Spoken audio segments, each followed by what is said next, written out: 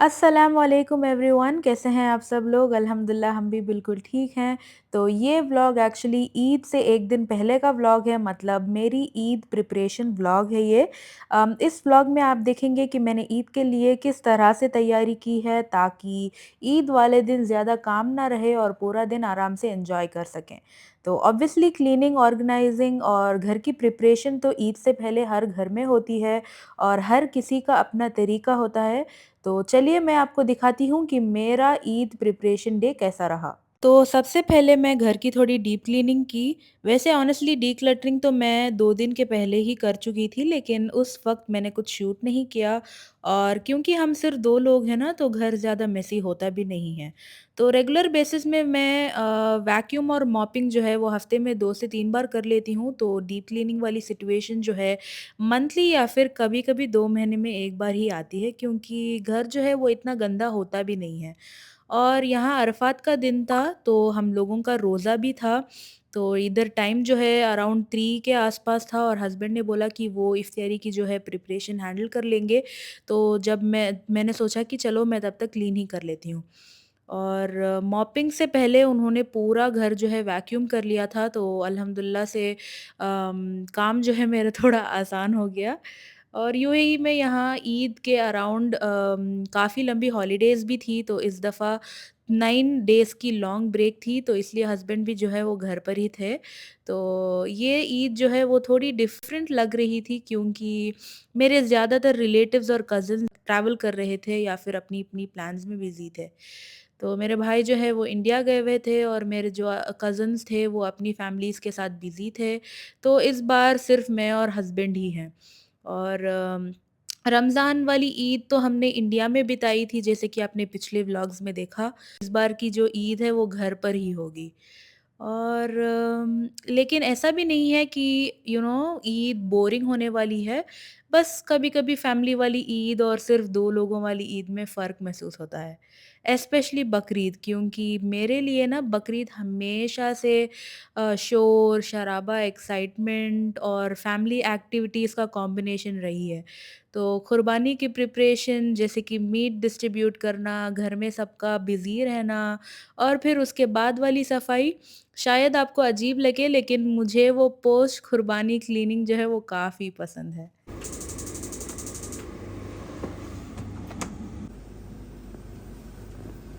तो इफ्तारी के लिए हस्बैंड ने बनाया फ़िश फिंगर्स और ग्रिल्ड चिकन। और जब तक वो कुक कर रहे थे मेरी क्लीनिंग तो हो चुकी थी कंप्लीट और मैं आ गई हूँ ईद का सबसे इम्पोर्टेंट प्रिपरेशन करने के लिए, जो कि है शीर खुरमा। तो चलिए स्टार्ट करते हैं शीर खुरमा की रेसिपी के साथ।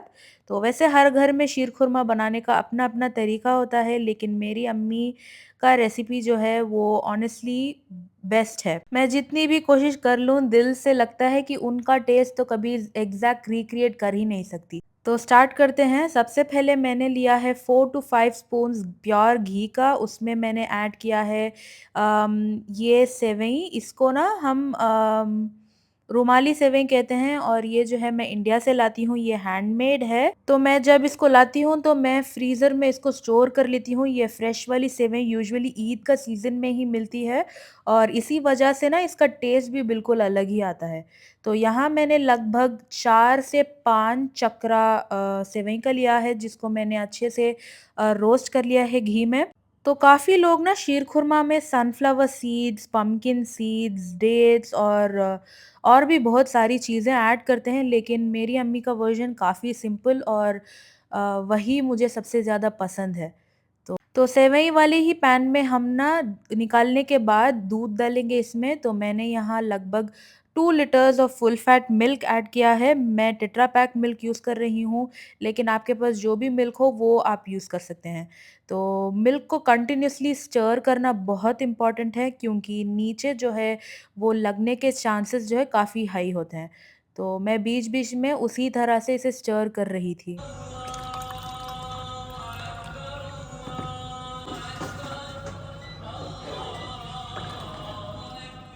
और साथ ही दूसरे साइड पर मैंने चाशनी बनाना स्टार्ट कर चुकी थी, तो हम उर्दू में इसे खिमाम कहते हैं। तो मैंने 3 कप्स शुगर में 1 कप पानी ऐड किया है और उसे मेल्ट होने के लिए रख दिया है। आप मुझे कमेंट्स में बताना कि आप चाशनी को आपकी लैंग्वेज में क्या कहते हैं?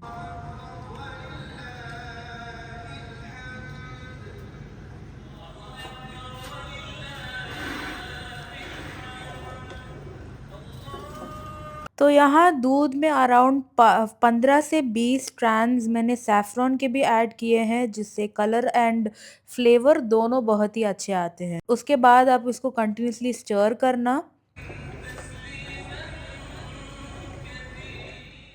और अब बारी है पिस्ताशियोज़ की। तो मेरी अम्मी हमेशा सिर्फ़ पिस्ता यूज़ करती थी, ना बादाम, वॉलनट्स, बस पिस्ता, जस्ट पिस्ता, नथिंग एल्स।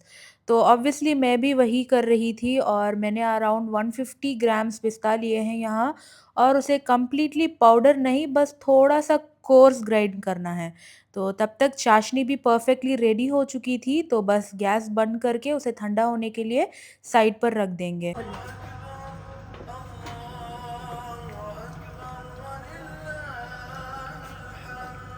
और यहाँ हस्बैंड अपना ग्रिल चिकन का प्रोग्रेस दिखा रहे थे, जो कि अभी भी कुक नहीं हुआ था। तो शेफ़ साहब पूरी डेडिकेशन के साथ किचन हैंडल कर रहे थे। देखते हैं कैसा आता है। और दूध में ना मैंने ग्राउंड पिस्ताशियोज़ ऐड कर लिए हैं। उसके बाद हम इसको अच्छे से स्टर करेंगे, क्योंकि इस पॉइंट पर भी नीचे बर्न होने का चांसेस हाई है।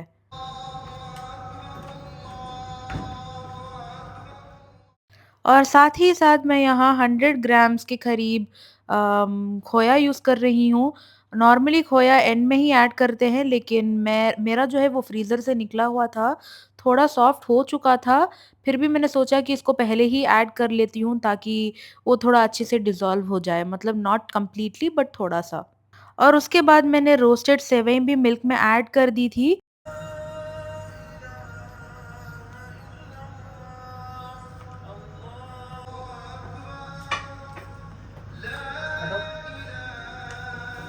और फिर थोड़ा-सा कंडेंस मिल्क।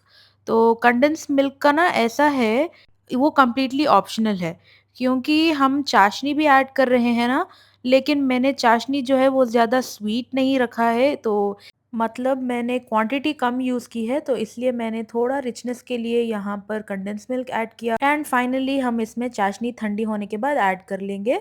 बस फिर क्या, हमारा शीरकुरमा हुआ रेडी। तो इफ़्तार का भी टाइम हो गया था, तो हमने अपना रोज़ा खोला सिंपल इफ़्तार के साथ, और मैंने लेमन मिंट सोडा भी बनाया उसके साथ, और ऑनेस्टली चिकन जो है वो बहुत ही अच्छा था। तो यहाँ आ गई थी बारी ईद डेकोरेशन की, तो मैंने इस बार ना ये वाला सिंपल बैनर मँगाया था, तो it nothing too fancy, just something to give the Eid vibe at home. हम दोनों मिलकर उसे लगाने लगे, काफ़ी क्यूट, और तो just small touches but it made space feel festive.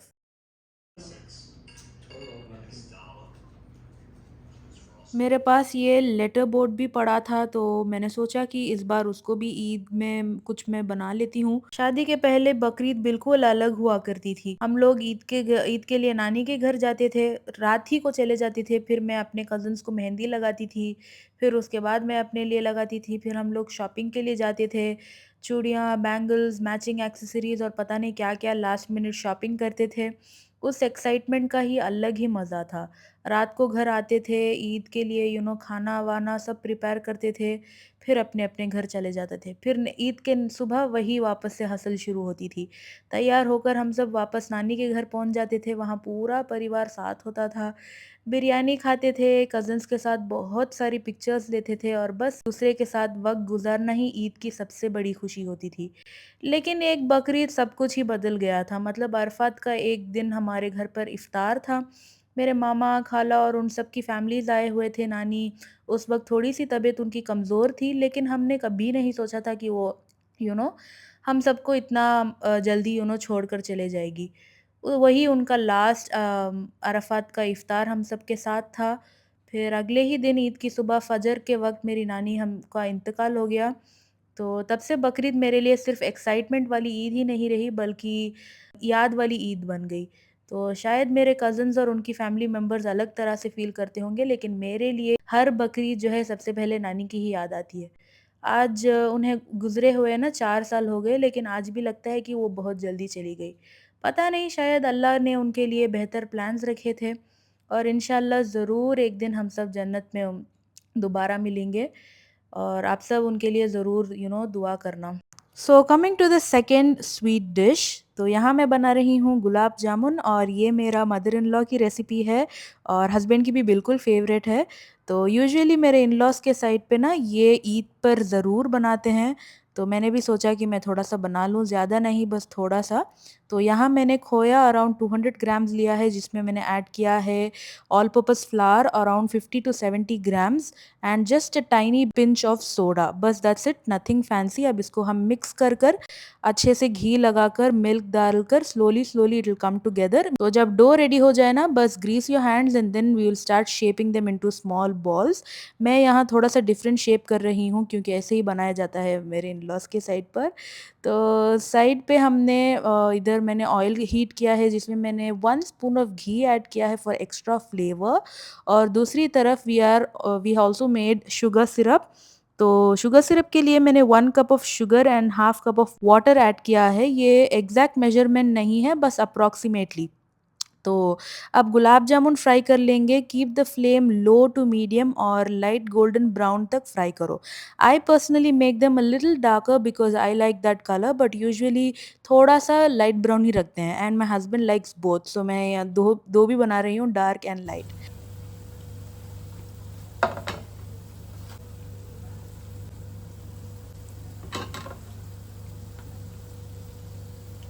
अच्छा, तो यहाँ हमारे गुलाब जामुन ऑलमोस्ट रेडी हैं। मैं इनको अब एक प्लेट में निकाल रही हूँ टिश्यू पेपर के साथ, ताकि एक्स्ट्रा ऑयल जो भी हो वो अब्ज़ॉर्ब हो जाए। तो मैं नहीं चाहती कि ऑयल में ना आई मीन ऑयल सिरप में जाए। तो सब जब सारा एक्सेस ऑयल अब्ज़ॉर्ब हो जाता है, फिर हम इनको एक ब्रॉड वाली प्लेट में ट्रांसफ़र करके ठंडा होने के लिए रख देंगे। उसके बाद दूसरी साइड पर हमारा शुगर सिरप भी रेडी हो गया है, so I let that cool down as well.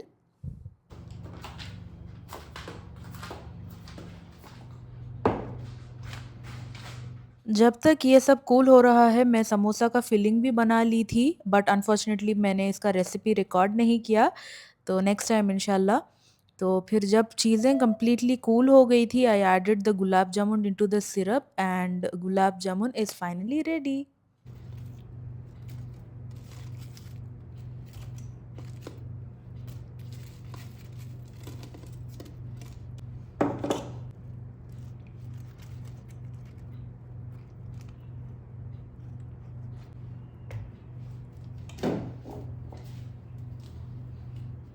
अच्छा, तो ब्रेकफ़ास्ट के लिए मैं यहाँ बना रही हूँ समोसे और ये फ्रॉम स्क्रैच है। इंशाल्लाह इसका प्रॉपर डिटेल्ड रेसिपी मैं कभी अलग वीडियो में शेयर करूँगी, क्योंकि ये व्लॉग ऑलरेडी काफ़ी लंबा हो गया है। तो अगेन ये मेरी मदर इन लॉ की ही रेसिपी है और यूजुअली हमारे यहाँ ब्रेकफ़ास्ट के बाद सब थोड़ा रिलैक्स मोड में चले जाते हैं। उसके बाद ये लोग ना ये वाली समोसा खाते हैं, जिसको हम कहते हैं पदर वाला समोसा। तो सब कुछ जैसे मैंने बताया स्क्रैच से ही बना है। तो बस यहाँ मैं आपको फ़ोल्डिंग वाला पार्ट दिखा रही हूँ ताकि आपको आइडिया हो जाए कि ये कैसे बनाया जा रहा है।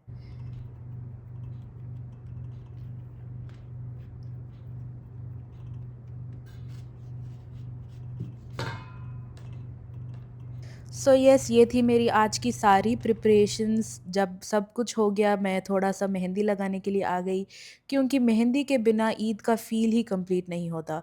तो मेरे पास ये मेहंदी के स्टिकर्स थे जो एक्चुअली लास्ट ईयर के हैं, मैंने लास्ट ईयर ईद के लिए लिया था और सोचा था किसी और ओकेशन पे यूज़ करूँगी, बट फिर टाइम ही नहीं मिला, तो इस बार मैं यूज़ कर रही हूँ। तो मैंने लेफ्ट हैंड पे लगा लिया था और राइट हैंड पे मुझे थोड़ा-सा मुश्किल हो रहा था, तो I asked my husband to help me out and he was helping me. So yes guys, this was the video for today. I hope आपको ये व्लॉग पसंद आया होगा। Stay tune for Eid vlog जो बहुत जल्दी आने वाला है इंशाल्लाह। I won't delay it, I promise. Till then take care, अल्लाह हाफ़िज़, bye bye, make sure to like, share and subscribe. Bye.